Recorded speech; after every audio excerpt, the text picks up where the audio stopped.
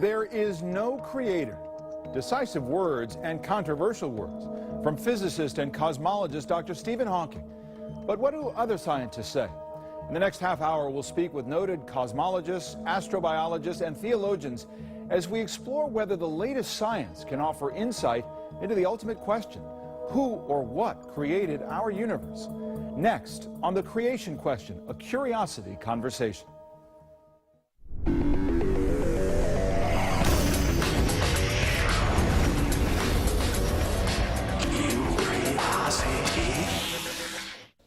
Dr. Stephen Hawking is a brilliant scientist who has not only advanced our understanding of the universe, he has also translated those complex theories into language we can all understand. But now, in the premiere episode of Curiosity, he takes on the question, is there a creator? After decades of study, Dr. Hawking says he believes the answer is a resounding no. And it all comes down to the fact that our universe spontaneously originated at the instant of the Big Bang. He says there was no space, no time, nothing before that, not even God. If you accept, as I do, that the laws of nature are fixed, then it doesn't take long to ask, what role is there for God? It's my view that the simplest explanation is, there is no God. No one created the universe, and no one directs our fate. This leads me to a profound realization. There is probably no heaven, and no afterlife either.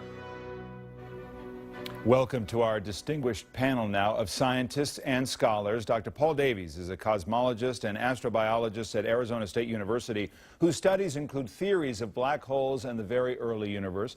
Dr. John Hott is a senior fellow at Woodstock Theological Center at Georgetown University and specializes in the relationship between science and religion. And Dr. Sean Carroll is a theoretical physicist at Caltech who investigates cosmology and the origin of the universe. Welcome to all of you. Dr. Davies, we are having this conversation because the conclusion that Dr. Hawking makes is nothing short of breathtaking and certainly controversial.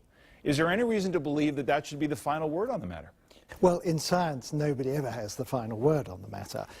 What I think Stephen is doing here is drawing a rather obvious conclusion, that if the universe had a beginning and a Big Bang, and that there was no time before the Big Bang, and that's a crucial point. If there was nothing there before it, not even time, then the notion of a sort of cosmic magician who exists for all eternity within time and then creates the universe at some instant doesn't make sense.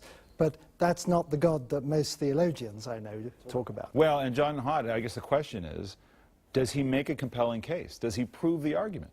Well, I'd like to begin by inviting Stephen Hawking, because of the topics he's discussing, to the company of theologians.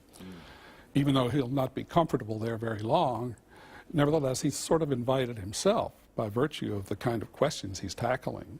Questions such as, why does the universe exist?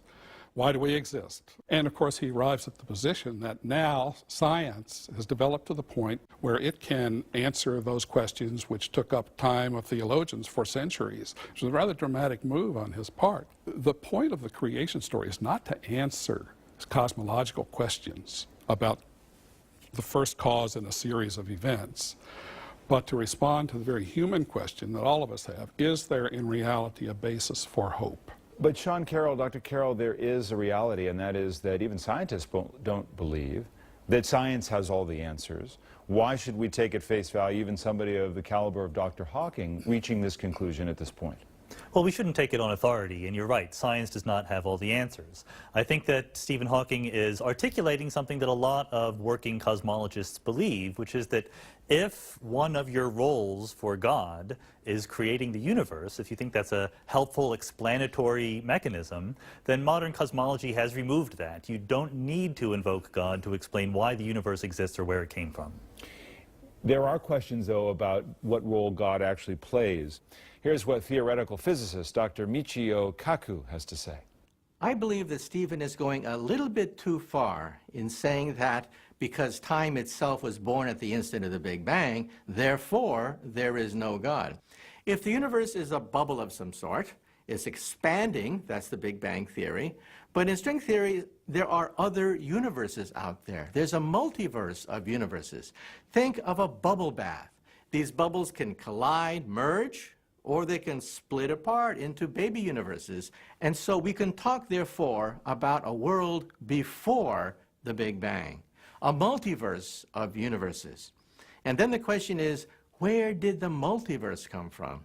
You could argue, therefore, that maybe you need a God to create the multiverse, or a creator to create string theory, perhaps. One of the points, though, Dr. Davies, the idea of multiverses, if I understand his meaning, is, look, there may be this universe, there may be multi-universes or multiverses, something so large that science has yet to really get its collective head around it, and that's the role of the ultimate creator. Well, now this one's easy. This multiverse follows in a very natural way. If Stephen Hawking is right, that a universe can pop into being entirely in accordance with the laws of physics, no miracles. If it can happen once, it can happen many times. So we've now moved to a picture where there is a multiverse of many universes, many big bangs scattered throughout space and time, and we're just in one of them. That's the fashionable view today. But you still have to explain the multiverse. That still has laws. You need a universe-generating mechanism. You need to know where those laws come from. That's where the mystery lies, the laws. Many religious scientists credit God as the ultimate creator of all existence. Astrophysicist Dr. Jennifer Weissman is a Christian who looks to God to answer the timeless questions that science is not equipped to explain. We do have these bigger questions of why are we here? Is there a purpose? Is there a God? And if so, what does God want for my life? These kinds of things that are outside of what science can directly address. Certainly the God that I believe in, the God of the Bible, is one who'd be responsible for whatever we find, whether it's a universe or a multiverse. None of it will surprise God. This is a scientist at NASA whose religious views don't necessarily influence her work yet. Dr. Hott, the notion, what Dr. Carroll said, that somehow cosmologists have sort of put to end the idea that God is behind creation, is she suggesting otherwise? Well, she's suggesting that science as a discipline, methodologically, is simply not wired to talk about these issues. Since the beginning of the modern age, most scientists have agreed they're not going to talk about God, they're not going to talk about values, purpose, meaning, and so forth. Those are questions that are extraneous to the method itself. So what's happening here, in effect, is a dramatic redefinition on the part of Hawking as to what science is capable of. I don't think most scientists would be comfortable with his entering into this kind of speculation that traditionally has been speculation of theologians. Paul, would you agree with that? Yes, I think so. I think this word God that we've been banding around means different things to different people, and I think Stephen is quite correct in pointing out that his work in cosmology shows that it's possible for the universe to come into existence a finite time ago without there being a magic moment. However, I think the key point here is that these very laws that we're talking about, the laws that permit a universe to pop into existence, are simply, for most scientists, unexplained. So either you have an unexplained God or you have unexplained laws. Dr. Carroll, do you agree that this is a separate conversation, purpose, meaning in life, as opposed to the ultimate question of creation? I think it's a different conversation, but it's not a separate one. I agree that there are questions that science doesn't answer. Science tells us what happens in the world and how it happens. That's a little bit different than questions of purpose and meaning. But when we get to questions of purpose and meaning, I think it's very helpful to base that discussion on reality, on how the world actually does work. Even scientists who believe in a creator will tell you that it's far more complex than the personal God we may picture in our own mind. So how does science define God, and for that matter, heaven and the afterlife? Coming up, a provocative discussion as we attempt to define the terms at the very heart of this debate.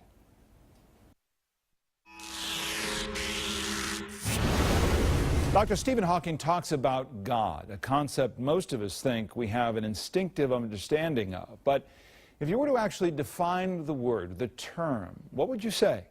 Let's hear from astrophysicist and Vatican Observatory astronomer Father Bill Stoger about the definition of God and see if our distinguished guests agree.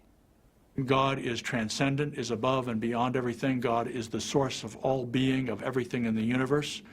not only of everything in the universe, but if there is a multiverse, if there are billions upon billions of other universes, God would be the source of being of all those universes. Dr. Sean Carroll, react to that definition of term. To sound scientific, but we're actually talking about God. There's many different definitions of God. What I want to know is, does your personal definition, if you're going to talk about God, involve something that somehow affects what happens in the world? Does your God either create the world? Does it sustain it? Does it intervene somehow? And if so, then I think it's absolutely legitimate to judge that idea scientifically, to look at the evidence, to use the same criteria that we use to judge any other scientific theory. Whereas if your notion of God doesn't affect the world in any way, then I am less concerned. Go nuts. Dr. Davies, do you agree as a scientist with Dr. Hawking, who says it's a perfectly valid question for the scientific community to say, does God exist? It depends. I agree completely with Sean that if we had a meddling God moving atoms around in competition with the forces of nature, then it would be a straightforward scientific enterprise to investigate those phenomena. I don't believe in that sort of God. But when you come to where do the laws of physics come from, most scientists say that's not part of science. You just have to accept them as a package. And in the show, Stephen Hawking gets very, very close to saying, well, where do the laws of physics come from? That's where we might find some sort of God. And then he backs away and doesn't return to the subject. John, there's still a fundamental question, which is whether you believe in interventionist God, whether you believe that God is with you, is present in your life, not to determine fate for you, but just to be a source of inspiration and infinite love in your life. Is that incompatible with then the belief that this is the creator of all things? Well, I come to this conversation as a Christian theologian. So when I talk about God, I can't leave out the fact that my faith community understands God as infinite self-giving love. The way in which this loving God would create is not so much by causality, which is the way science talks about creativity. So we're not talking about God as a cause, but as a letting be. So yes, there is an effect. The fact of being, the fact of this universe which includes not just the Big Bang, but this whole 14 billion year banquet of diverse creations, including the mind of Stephen Hawking. That's the universe too. Can I ask, actually? Yeah, go ahead. Do you think that if God did not exist, the universe would be different in any noticeable way? It would not exist. So you think that God necessarily exists? Yes. Well, Dr. Carroll, let me ask you this question. You heard Dr. Hawking talk about not only his view that there isn't God, but nor does he believe in the concept of an afterlife. Is that consistent? Yeah, I think it's absolutely consistent. I do admit that I'm regretful that there is no such thing as an afterlife. It is not compatible with the laws of physics as we understand them. There is no evidence that we have for it. And we also should always be skeptical when we want to believe something is true. I think that we want there to be an afterlife. That's not an argument in favor of it. That's a reason to be doubtful. Right. Can you prove hope, though, John? And we don't know that that exists either, right? In religion, Christianity and Judaism, if you have a God who's capable of bringing being out of non-being, the question of whether God could bring the dead to life is already in principle answered by that infinite resourcefulness. And when the New Testament and other places in theology talk about heaven, they're talking about new creation. But this new creation now in the light of science and cosmology is not one just preserving human souls or harvesting souls and putting them in heaven. The question of the afterlife today in theology coincides with the question of whether there is a meaningful outcome to this whole wonderful story that we call the universe. Paul, view on this? Well, I think the afterlife and God are completely separate topics. You can have an afterlife with no God, and you have God with no afterlife. And I'm not even sure I know what an afterlife is. If it means my consciousness is preserved in some way, I need to understand what consciousness and self-identity is. They're still mysterious. So I get lost at this point. After the break, how does science explain the unexplainable, the miracles, mysteries, and the contradictions of our world?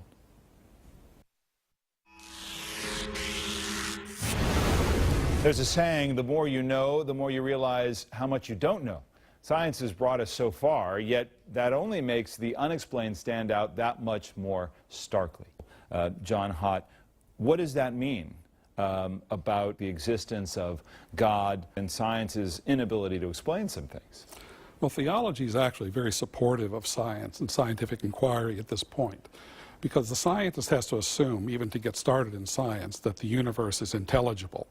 And it seems that there's no end to that intelligibility.